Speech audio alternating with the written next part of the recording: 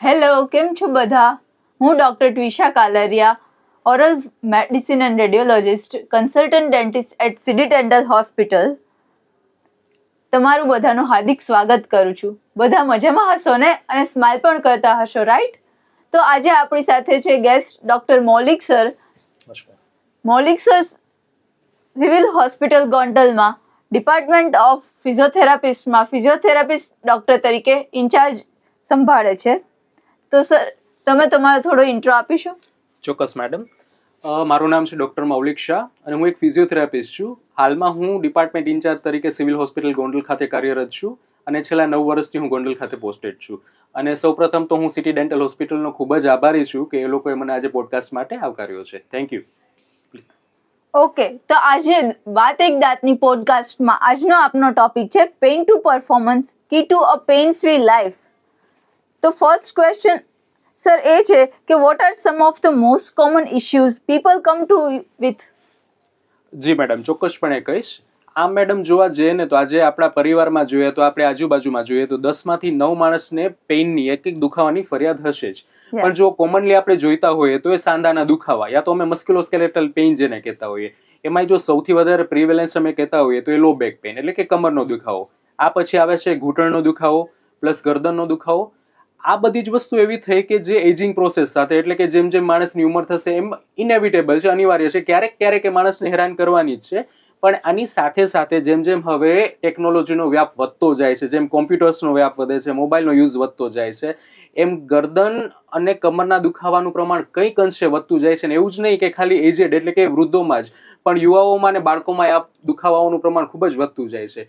બીજી એક ખૂબ જ અગત્યની વસ્તુ મેડમ કહું, આજે હું સિટી ડેન્ટલ હોસ્પિટલમાં છું તો ઘણા જ લોકો માઇગ્રેનના દુખાવા સાથે આવતા હોય છે અને એમાં 10માંથી 7-8 પેશન્ટ માટે હું કહીશ, પાછું હું મારું વર્ડ રિપીટ કરીશ કે 10માંથી 7-8 પેશન્ટ એવા આવે છે માઇગ્રેનના કે જે મિસડાયગ્નોઝ થયેલા હોય છે. ઘણી વખત એવું પણ હોઈ શકે કે એને સિવિયર ટ્રેપેઝાઇટિસ એટલે કે ગરદનના સ્નાયુનો દુખાવો યા તો ઓરલ હેલ્થ રિલેટેડ એટલે કે દાંત રિલેટેડ પણ કંઈ પણ તકલીફ હોઈ શકે ને એ લોકોનો એ પેઇન માથા સુધી યા તો ગરદનના ભાગે પણ આગળ વધતું હોય યા તો રેડિક્યુલેટ થતું હોય તો એ દુખાવાને આપણે એક પ્રોપર જજમેન્ટ લેવું જરૂરી છે. Okay sir. સર, તો એ અકોર્ડિંગ કોઈ ક્વિક પોસ્ચર એક્સરસાઇઝ તમે લિસનર આ લોકોને બધાને તમે આપી શકો તો? મેડમ ચોક્કસપણે એક બહુ સ્પષ્ટ વસ્તુ કહીશ, ઘણા બધા મિથ્સ હોય છે.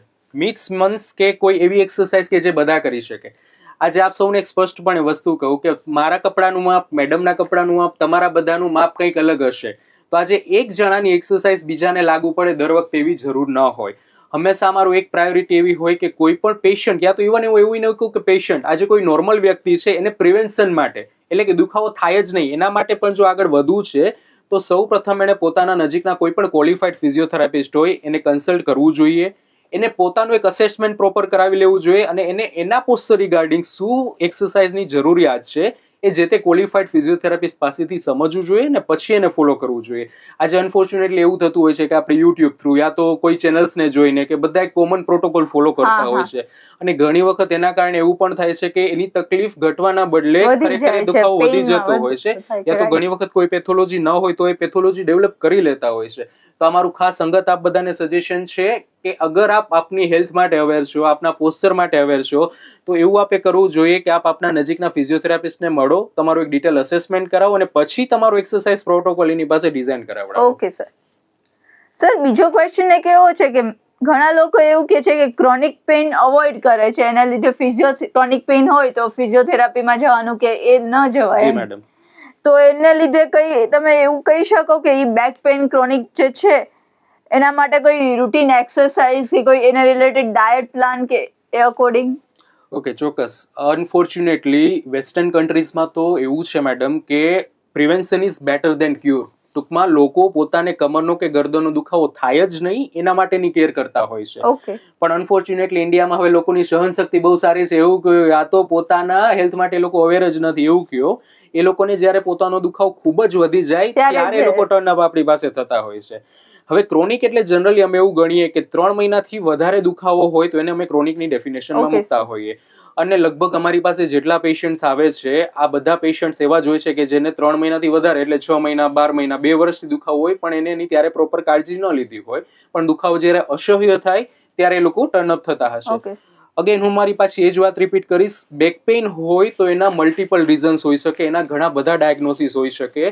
આજે હું એનો કોઈ એક સિંગલ પ્રોટોકોલ નહીં આપી શકું. ઓકે એક ચોક્કસપણે કહી શકાય કે આ પ્રોટોકોલ ટેલર મેડ હશે. ટૂંકમાં એને જે તકલીફ છે યા તો એની જે કંઈ પેથોલોજી છે એને અનુસાર આપણે એનું એક્સરસાઇઝ પ્લાન પ્રોટોકોલ એનો ડિઝાઇન કરશું according to disease, according to pathology. તો આજે મારો પાડોશીને દુખાવો છે ને આ એક્સરસાઇઝ કરે છે, યા તો મારી ઘરે કોઈને પ્રોબ્લેમ છે ને એક્સરસાઇઝ, તો હું સેમ હું નહીં કરું. એનાથી એવું શક્ય છે કે yes you have to consult an ideal person, યા તો એ ફિઝિયોથેરાપિસ્ટ છે યા તો પછી કોઈ ઓર્થોપેડિક છે. બેટર છે એક વખત આપ એને પ્રોપરલી મળો, પ્રોપર વેમાં ફિઝિયોથેરાપિસ્ટ પાસે તમારી એક્સરસાઇઝ લર્ન કરો અને પછી જ એક્સરસાઇઝ પર્પઝથી આગળ વધો એ જરૂરી છે. બીજું મેડમ આપે મને ડાયટની વાત કરી.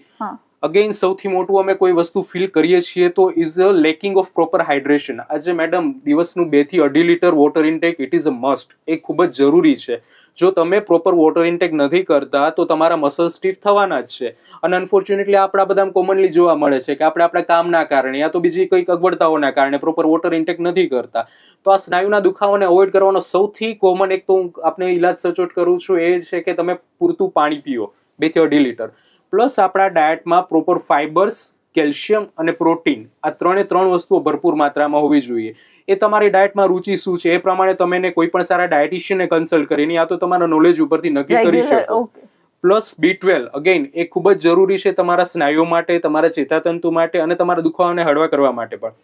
ઇન્ડિયન કલ્ચર પ્રમાણે આપણી જે ખોરાકની જે અવેલેબિલિટી છે એ પ્રમાણે આપણામાં B12 ની ડેફિશિયન્સી ઘણી વખત જોવા મળે છે.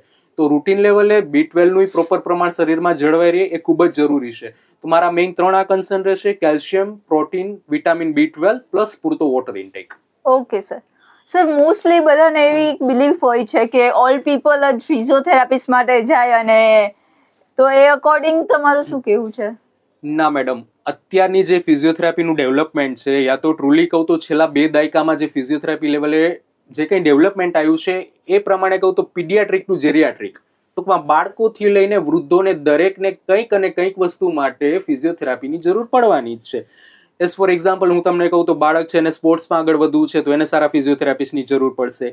કોઈ એન્ટીનાટલ લેડી છે, માની કે કોઈ લેડી પ્રેગ્નન્સી માટે પ્લાન કરે છે યા તો પ્રેગ્નન્સી પછીની એને કસરતોની જરૂર છે અને કમરનો દુખાવો થઈ ગયો છે તો એને ફિઝિયોથેરાપીની જરૂર પડશે. કમનસીબે જો કોઈને પેરાલિસિસ કેવું છે, યંગ એજમાં આવેલું છે તો એને પણ જરૂર પડશે. કોઈ સ્પોર્ટ્સ ઇન્જરીઝ છે તો એને પણ ફિઝિયોથેરાપીની જરૂર છે. ટૂંકમાં મારું કહેવાનું એ છે કે ઉંમર અને ફિઝિયોથેરાપી આ 2 વસ્તુને કોઈ જ વસ્તુનું કનેક્શન નથી. તમારે તમારી એક હેલ્ધી અને એક બેલેન્સ લાઈફ જોઈતી હોય તો તમારે કોઈ પણ એજ ગ્રુપમાં તમે ફિઝિયોથેરાપી ઇન્ટ્રોડ્યુસ કરી શકો છો. Okay sir. તો સર અમારું એવું બી અત્યારે અમે લોકો ડેન્ટિસ્ટ છીએ તો અમારે બી ચેર ઉપર વધારે પેશન્ટમાં બી એ રીતે કરવાનું રહેતું હોય છે, તો અમને બી ઘણા ડેન્ટિસ્ટની કમ્પ્લેન અમે સાંભળીએ છીએ કે બેક પેઇનનો ઇશ્યુ થાય છે, તો એના માટે પ્રોપર પોસ્ચર પહેલેથી જ મેન્ટેન કરવું બેટર છે, રાઈટ સર? મેડમ, આમ તો અગત્યનું હું પાછું મારું વર્ડ રિપીટ કરીશ કે prevention is more better than cure. આજે અમે જોઈએ છીએ કે જે લોકો ટેક ક્રેટ્સ છે, માની કે ટેકનોલોજી સાથે જે લોકો સંકળાયેલા છે, જે લોકો કોમ્પ્યુટર સાથે ખૂબ વધારે કામ કરે છે, મીન્સ કે એન્જિનિયર્સ, પ્લસ ડેન્ટલ્સ કે જે લોકો સારું એવું પોતાનો ટાઈમ છે પોતાનું ડેન્ટલ ચેરમાં એમાં સ્પેન્ડ કરતા હોય છે, તો neck pain, back pain is quite common in them. અને એટલી હદે કે એ લોકો રોબોટિક નેક ડેવલપ કરીને આવે છે. ટૂંકમાં એ પોતાની નેક પૂરેપૂરી ફેરવી પણ નથી શકતા હોતા. અને કદાચ એવું છે કે પોતાના કામની વ્યસ્તતાના કારણે યા તો ઘણી વખત ઇગ્નોરન્સ કે ભાઈ દુખાવો છે મટી જશે એ વાતના કારણે એ લોકો ધ્યાન નથી આપી શકતા. તો એ કારણે એ દુખાવો યા તો એના સિમ્પટમ્સ એટલી હદે વધી જાય છે કે પછી એને દૂર કરવામાં અમને થોડોક ટાઈમ લાગે છે.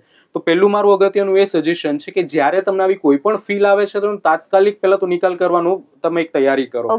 બીજું શક્ય હોય તો હું તો એમ કહું છું કે આવા સિમ્પટમ્સને આવવા જ શું કામે દઈએ, એ પહેલા જ આપણે એને રિમૂવ કરવા માટે prevention is more better than cure. તો હંમેશા એક સારું પોસ્ચર, અને એના માટે મેડમ હું તો એવું સજેસ્ટ કરું છું કે આજે દરેક પ્રોફેશન છે, માની કે એન્જિનિયર્સ છે યા તો ડેન્ટલ છે યા તો XYZ કોઈ પણ હોય, એ લોકો એક સારો સેમિનાર કે સારો વર્કશોપ કે એવું ગોઠવવું જોઈએ કે જેમાં એક યોગ્ય વ્યક્તિને ઇન્વાઇટ કરીને એની પાસેથી પોતાની યોગ્ય પોસ્ચરલ કેરની એક્સરસાઇઝીસ એ લોકો લર્ન કરે અને આ વસ્તુને આગળ ડેવલપ જ ન થાય ડે ટુ ડે લાઈફ. જી મેડમ, પોતાના અર્ગોનોમિક કેર આપણે કહીએ યા તો પોતાની ડેઈલી લિવિંગ એક્ટિવિટીઝ, એમાં આ વસ્તુને ચોક્કસપણે મદદ કરશે. Sure sir. તો હવે હું એક એ બી ક્વેશ્ચન હતો મારો કે let's burst some myths. What is the common misconception in people have about the physiotherapy? Yes madam, unfortunately બહુ મોટું મિસકન્સેપ્શન હોય છે ને સૌથી અઘરું મિસકન્સેપ્શન કે ફિઝિયોથેરાપીમાં જશું એટલે દુખાવો થશે જ. યા તો આજે ઘણી વખત દર્દીઓને એવું હોય છે કે અમને ફ્રેક્ચર થયું છે પછીની કસરત કરવી છે, યા તો ઓલરેડી અમને પેઇન છે અને અમે કસરત કરશું તો અમને દુખાવો થશે. પણ આજે બધાને હું ખાસ સંગત રિક્વેસ્ટ કરીશ, બધાને ખાસ સજેસ્ટ કરીશ કે ફિઝિયોથેરાપી એટલે એવું જ નથી કે ખાલી કસરત.